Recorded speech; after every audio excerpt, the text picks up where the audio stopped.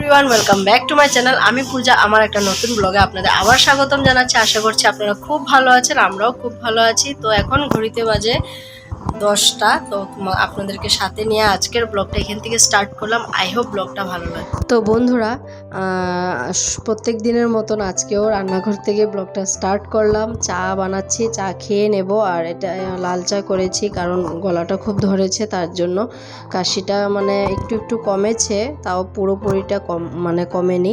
তার জন্য একটু গোলমরিচ দিয়ে দিয়েছি। গোলমরিচ দিয়ে লাল চাটা খেলে খুব ভালো লাগে, তার জন্যই। আর চা খাওয়ার জন্য নিয়ে নিলাম একটু মুড়ি আর বুন্দিয়া নিয়ে নেব। কালকে তোমাদের দাদাভাই মুড়ি এনেছিল, আর তো সেটা দিয়েই আজকে চাটা খাওয়া হবে।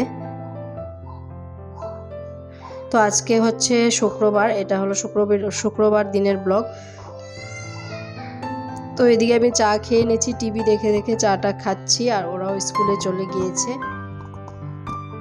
অনেকগুলো রিল বানানো হয়ে গেছে, এখন বিছানা গুছাবো, রান্না করব, সবটা তোমাদের সাথে শেয়ার করব, তোমরা দেখতে থাকো।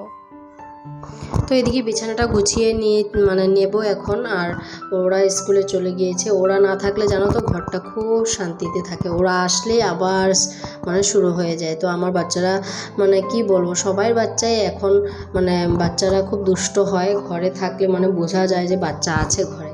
তো এদিকে আমার কথা বলতে বলতে বিছানাটা গুছিয়ে নিচ্ছি।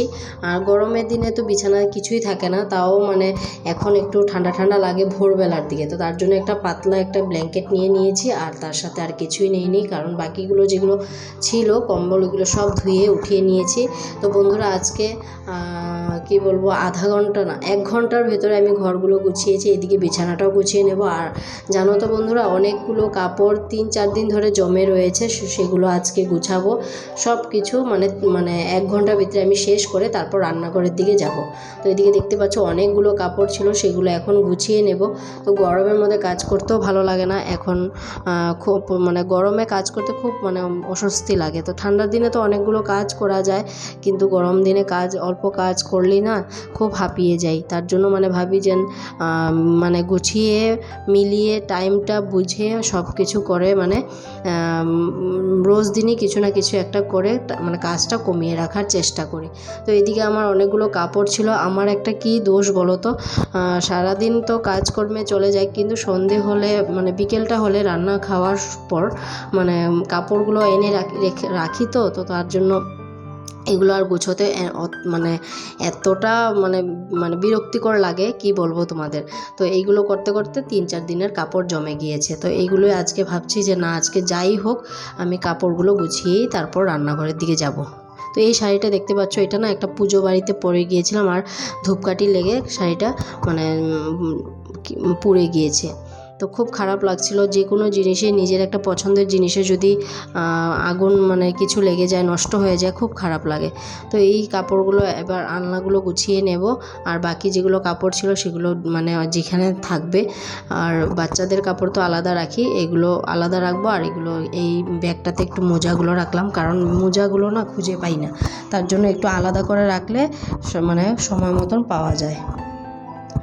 এদিকে দেখতে পাচ্ছ অনেকগুলো কাপড় ছিল, সেগুলো আমি গুছিয়ে নিয়েছি। আর এদিকে গুছোতে গুছোতে আমার ছোট ছেলেও স্কুল থেকে চলে এসেছে। এখন ওর স্কুলের ব্যাগগুলো দেখছিলাম, পড়াগুলো দেখছিলাম, এগুলো গুছিয়ে নেব। আর দেখছিলাম কি কি হোমওয়ার্ক দিচ্ছিল, তো সেটাই আমি চেক করে তারপর রেখে দেবো, রাতে আবার হোমওয়ার্কটা করাতে হবে। এদিকে ও দেখছিল আমার সাথে বসে বসে,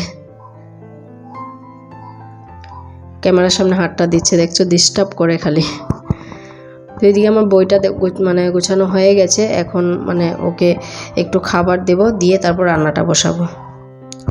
আর এই যে এগুলো কি ডাল বলো তো, এগুলো হলো অড়হর ডাল। এগুলো ছুলে রেখেছিল, তো এগুলো রোদে দিয়েছে, এখন নষ্ট হয়ে যাবে তার জন্য। আর এদিকে আমার কাপড় যেগুলো ভাঁজ করে রেখেছিলাম, অর্ধেক ভাঁজ করাতে ও এসে গেছিলো স্কুল থেকে, তার জন্য ওকে একে ঠিক করে দিয়ে রেডি করে দিয়ে দিলাম। আর তারপর এখন আমি যেগুলো কাপড়গুলো ছিল সেগুলো এবার গডরেজে আলমারিতে ঢুকিয়ে নেব।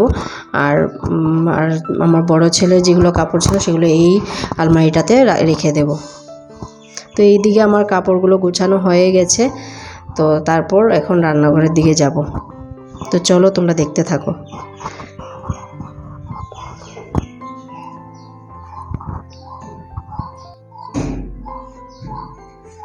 তো এইদিকে এই টেবিল মানে এই আলমারিটা খুব অগোছালো ছিল, সেগুলো একটু গুছিয়ে নিলাম। বোতলগুলো সব মানে এলোমেলো ছিল। আর এখন চালটাও ভিজিয়ে নেব।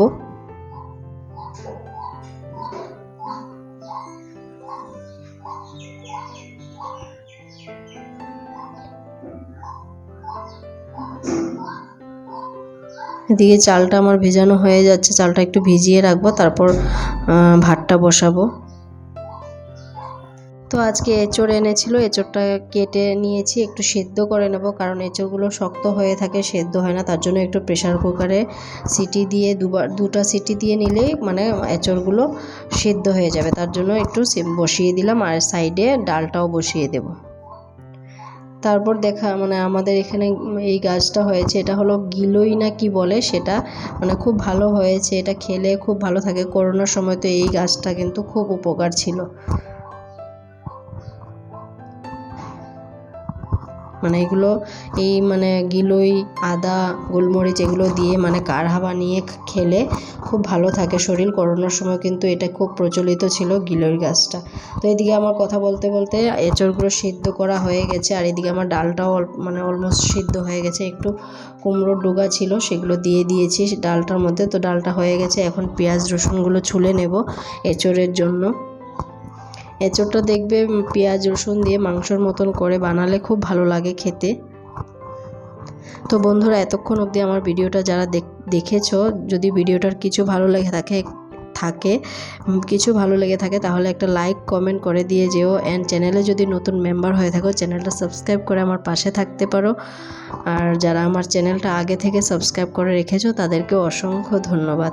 তোমাদের একটা লাইক কমেন্ট আমাকে খুব উৎসাহ দেয়, তার জন্যই মানে ভিডিওটা করার মানে কিছু করার উৎসাহ পাই। খুব ভালো লাগে তোমাদের একটা লাইক কমেন্টস মানে পেলে।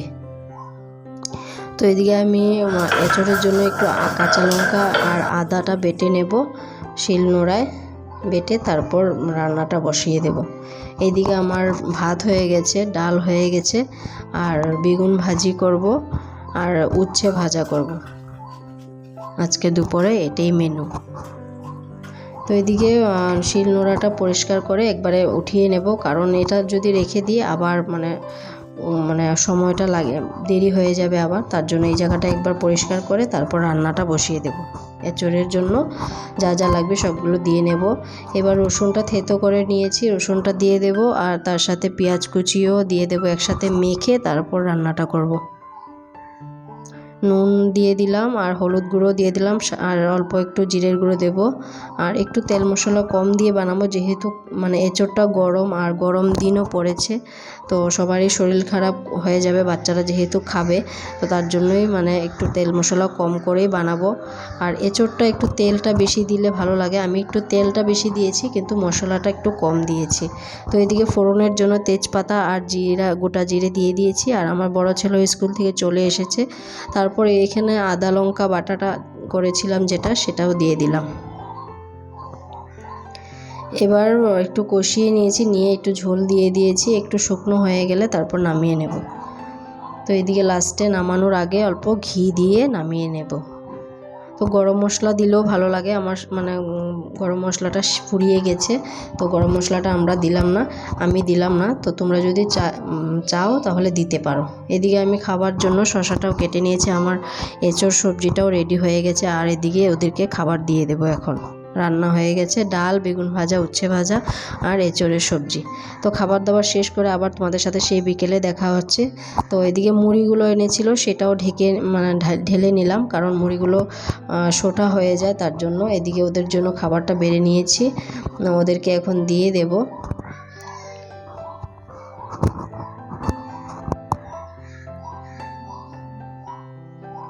তার সাথে আমাদের জন্য নিয়ে নিলাম। ওদেরকে খেতে দিয়ে তারপর আমাদের চাটাও বসিয়ে দিয়েছি। তো ওরাও খাচ্ছে, আর এদিকে আমিও মানে চা নিয়ে বসে পড়লাম।